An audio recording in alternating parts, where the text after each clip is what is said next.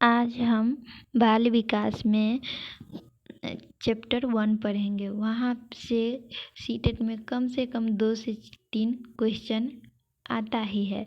सबसे पहले हम यहाँ पे आज बाल विकास में चैप्टर 1 में विकास एवं वृद्धि दिया हुआ है, तो हम सबसे पहले विकास समझेंगे। विकास को एक लाइन में समझे तो निर्भरता से स्वायत्तता की ओर जाना विकास कहलाता है। अगर हम इसको विस्तार से समझे तो सबसे पहले एक बालक को देखिए वो बालक जब जन्म लेता है तो वो अपने माता पिता पर पूरी तरह से निर्भर रहता है। इसके बाद वो अपना थोड़ा मोड़ा काम अपने आप करने लगता है। इसके बाद वो धीरे धीरे वो अपने आप पे निर्भर होता है। तो इस प्रकार हम कह सकते हैं कि निर्भरता से स्वायत्तता की ओर जाना ही विकास कहलाता है। विकास बच्चे में बहुत सारे क्षेत्र में होते हैं। तो आइए हम कुछ विकास देखते हैं, जैसे शारीरिक विकास, मानसिक विकास, सामूहिक विकास, क्रियात्मक विकास, भाषिक विकास, सामाजिक विकास।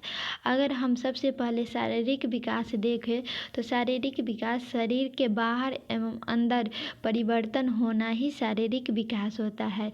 जैसे बाह्य परिवर्तन में हम देखें ऊंचाई लंबाई में वृद्धि, बच्चा में हम ऊंचाई लंबाई वृद्धि ये सब तो देख सकते हैं, लेकिन आंतरिक परिवर्तन तो दिखाई तो नहीं पड़ते, लेकिन भी शरीर के भीतर इसका समुचित विकास होता है इस प्रकार शारीरिक विकास शरीर के बाहर और अंदर दोनों तरफ होते हैं। इसलिए हम कह सकते हैं कि शारीरिक विकास हो रहा है।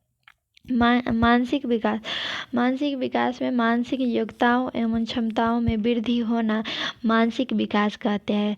जैसे कल्पना करना, स्मरण करना, विचार करना, निरीक्षण करना, समस्या समाधान करना इत्यादि, ये सब मानसिक विकास में आ जाएगा।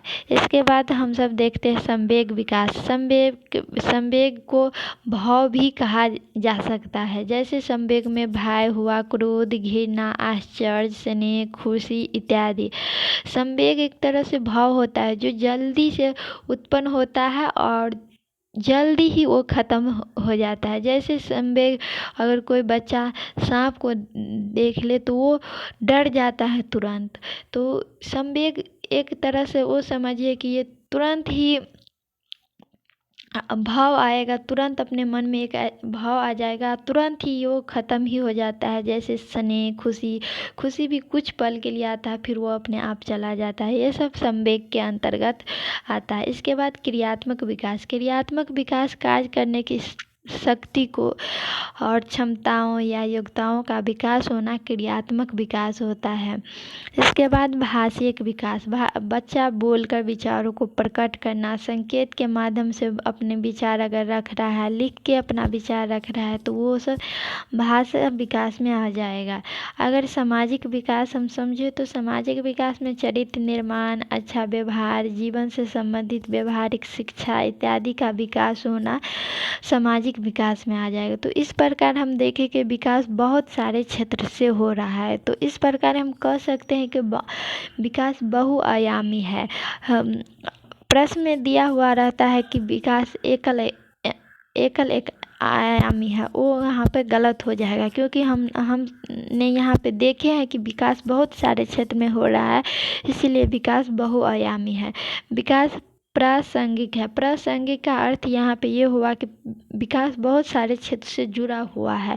यहाँ पर अगर क्वेश्चन में अप्रासंगिक कर दे तो अप्रासंगिक निगेटिव वर्ड हो गया, यहाँ पर प्रासंगिक पॉजिटिव वर्ड है, इसलिए विकास प्रासंगिक है।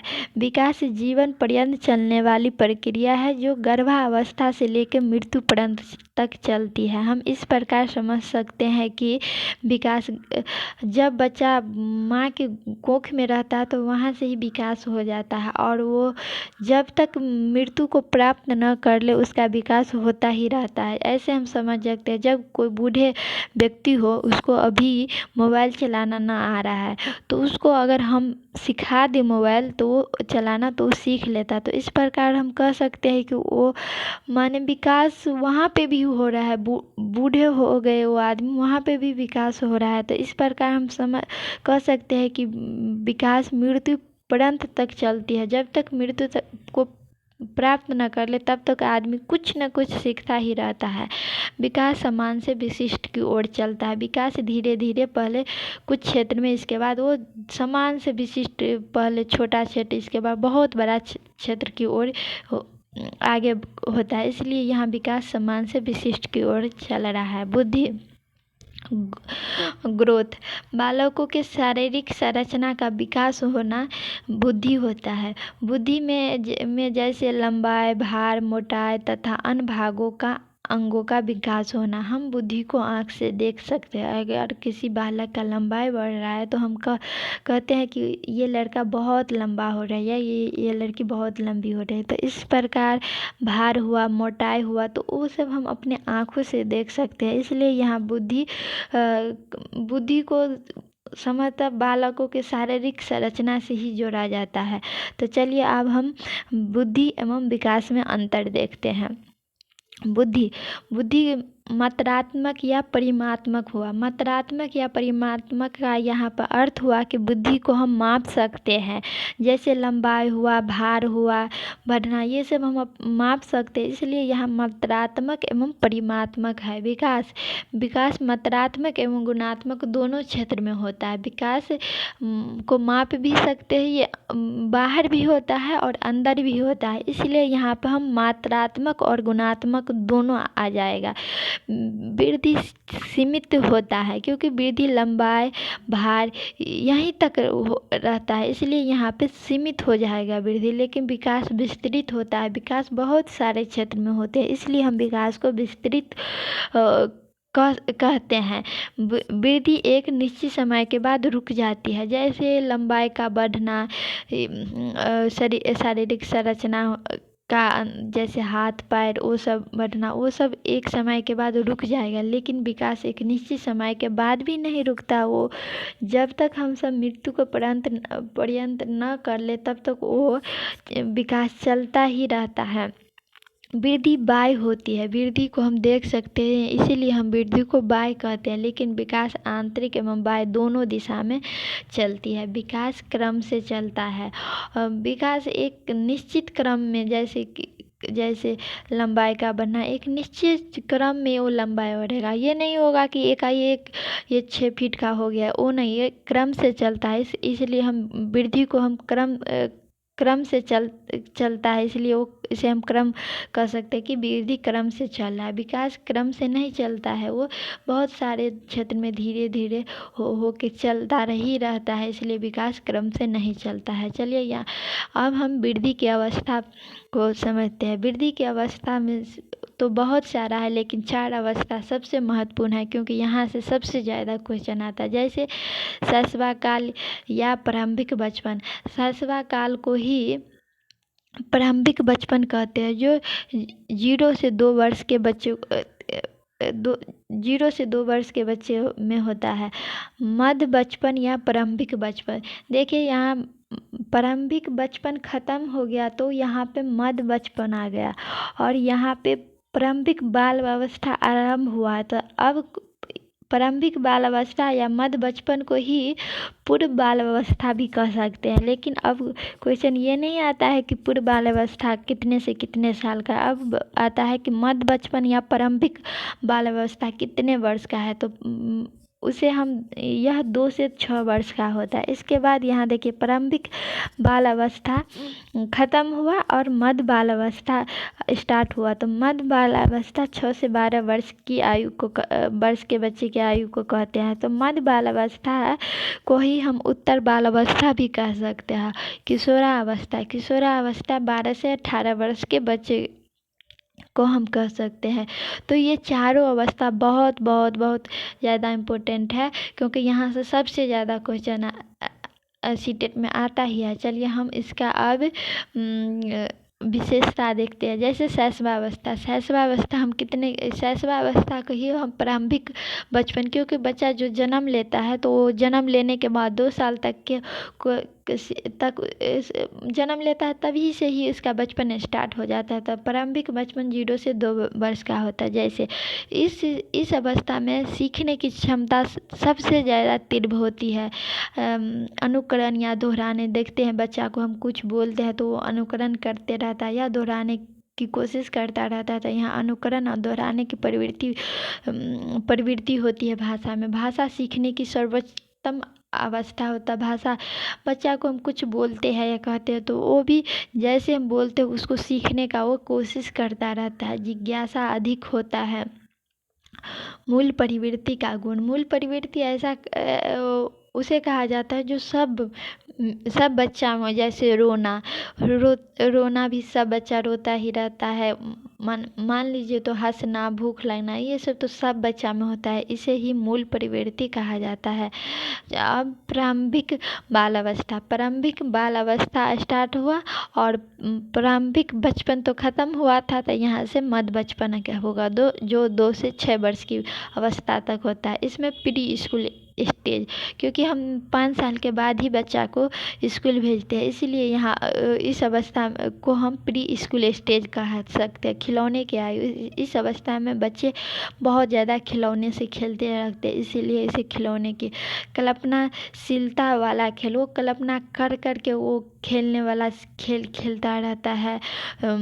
तो वहाँ कल्पनाशीलता वाला खेल वो खेलता रहता है प्रारंभिक बालावस्था में। इसके बाद नैतिकता का अभाव, नैतिकता बच्चा में किसी सोचने की शक्ति, किसी बात का सोचने क्या होगा नहीं होगा, वो सब नैतिकता का यहाँ पर अभाव रहता है बच्चा का। मिथ्या बोलना, मिथ्या का मतलब हुआ झूठ बोलना प्रारंभ कर देते हैं हम। जब कोई बालक देखते हैं कि अगर कोई किसी से झगड़ा कर ले, अगर वो इसका कंप्लेन इसका मम्मी के पास आ जाए, तो वो वहाँ पे अपने आप को बचाने के लिए देखिएगा कुछ ना कुछ वो बोलता ही है कि ना हम नहीं किए हैं ये चीज़, तो वहाँ से वो आरंभ हो जाता है मिथ्या माने झूठ बोलना। प्रारंभिक बाल अवस्था में वो बच्चा शुरू कर देता है। इसके बाद हम मध्य बाल अवस्था की विशेषता देखते हैं। मध्य बाल अवस्था 6 से 12 वर्ष की आयु के बच्चे को कहा जाता है। यहाँ समूह, टोली या गैंग एज, जैसे बच्चा समूह में या गैंग भी एक तरह के समूह ही को हम कह सकते हैं, तो वो एक तरह से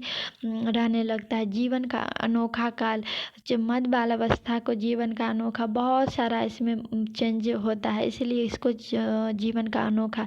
मिथ्या परिपक्वता काल, यहाँ पे झूठ बोलना यहाँ पे प्रारंभिक बाल अवस्था में स्टार्ट किया था, मध्य बाल अवस्था में परिपक्व हो गया है झूठ बोलने का। इसके बाद वो चिंतन करेगा, तर्क करेगा, स्मरण करने की क्षमता यहाँ पे मध्य बाल अवस्था में आरंभ हो जाता है। इसके बाद मूर्त माने किसी चीज़ को हम देख के सोचते हैं, उसे ही मूर्त कहते हैं। मूर्त माने हम देख के, तो उसे मूर्त चिंतन वहाँ पे मध्य बाल अवस्था में स्टार्ट हो जाएगा। खोजने और घूमने की प्रवृत्ति, बच्चा इस अवस्था में, जैसे हम देखते हैं अगर कोई बच्चा, अगर कोई बस है, कुछ भी इसके पास सामान है तो उसको खोल देगा पहले, इसके बाद वो अपने आप को सेट भी उसमें उस बस को कोशिश करेगा। तो वहाँ खोजने और घूमने की प्रवृत्ति मध्य बालावस्था में बच्चा में आ जाता है। किशोरावस्था 12 से 18 वर्ष की आयु के बच्चे को कहते हैं। किशोरावस्था में मित्र बनाने की तीव्र प्रवृत्ति आ जाती है। इसमें जटिल अवस्था, इसमें बहुत सारा, जैसे क्या करना है नहीं करना है बहुत सारा उस किशोरावस्था में उसको आ जाता है कि हाँ, इसीलिए यहाँ पे गुण आ जाता है बहुत सारा, उसको इसके शरीर में चेंजिंग होता है, इसलिए यहाँ पे उसे किशोरावस्था को जटिल अवस्था भी कहा गया। मैं क्या करूँ, मैं कौन हूँ, मैं भी कुछ हूँ, उस तरह का मैं क्या करूँ उसको समझ, कभी ख्याल देखिएगा कि उसको कुछ समझ में नहीं आता रहता है कि मैं क्या करूँ, मैं कौन हूँ, अपने आप में सोचता है मैं कौन हूँ, मैं भी कुछ हूँ, अपने आप को वो सोचता है। अमूर्त चिंतन, अमूर्त मान का यहाँ पे अर्थ हुआ कि किसी चीज़ को बिना देखे वो थिंकिंग कर रहा है, तो वहाँ पे अमूर्त चिंतन कर रहा है, तो वो किशोरावस्था में आ जाएगा। तनाव का काल किशोरावस्था को ही कहा जाता है। इसके बाद स्वर्ण काल, क्योंकि यहाँ पे बहुत सारा चेंजिंग होता है, बहुत सारा वो जैसे किशोरावस्था 12 से 18 हुआ तो पढ़ने का जिज्ञासा बहुत सारा होता है, इसीलिए यहाँ पे स्वर्ण काल कहा जाता है। यौन संबंधित समस्या, यौन यौन संबंधी समस्या का मतलब हुआ कि वहाँ पे बहुत सारा चेंजिंग आ रहा है बच्चे में कि हाँ वो अपने आप को और समझ रहा है कि हाँ मैं लड़का हूँ, ये लड़की है, उस तरह का इसमें ज्ञान आ जाता है, इसे ही यौन संबंधी समस्या कहते हैं। इसके बाद हम सबसे BVI यहाँ पे गामक विकास है। यहाँ से सबसे ज़्यादा इस बार क्वेश्चन आया है। चलिए देखते हैं। गामक विकास में इसका संबंध शक्ति या गति से है। गामक विकास 2 प्रकार के होते हैं। गामक विकास सूक्ष्म गामक, सूक्ष्म गामक इसे कहते हैं जो उंगलियों के माध्यम से किया जाता है, वह सूक्ष्म गामक क्रिया कहलाता है। उंगलियों का जैसे लिखना, शर्ट का बटन लगाना, चम्मच पकड़ना, ये सब उंगली के माध्यम से हो रहा है, इसलिए यहाँ पर सूक्ष्म गामक है। स्थूल गामक, स्थूल गामक इसमें मांसपेशियों की सहायता से लेना पड़ता है, इसे ही स्थूल गामक कहा जाता है। स्थूल गामक में दौड़ना, चलना, कूदना, उछलना, तैरना, ये सब स्थूल गामक हुआ। तो यहाँ स्थूल गामक हुआ तो मांसपेशी, जैसे वो नहीं है कि यहाँ पे मांसपेशी, पूरा शरीर का मांस पेशियों की सहायता लेना पड़ता है, इसीलिए स्थूल गामक हुआ। दौड़ना, कोई बच्चा चलता है, दौड़ता है तो उसका पूरा मांसपेशी एक दूसरा को सहयोग करते रहते हैं तो दौड़ता रहता है, इसलिए यहाँ पे स्थूल गामक हुआ। चलना, कूदना, उछलना, तैरना, ये भी सब स्थूल गामक है। सबसे ज़्यादा क्वेश्चन इस बार यहीं से आया है, तो ये सबसे BVI है, स्थूल गामक विकास। चलिए तो अब इस चैप्टर को ख़त्म करते हैं, क्योंकि ये चैप्टर विकास विकास विकास विकास एवं वृद्धि, इस चैप्टर से जितना भी क्वेश्चन सीटेट में आया हुआ पूरा का पूरा यहाँ अगर ये पढ़ लीजिएगा वृद्धि एवं विकास, तो पूरा का पूरा क्वेश्चन बन जाएगा।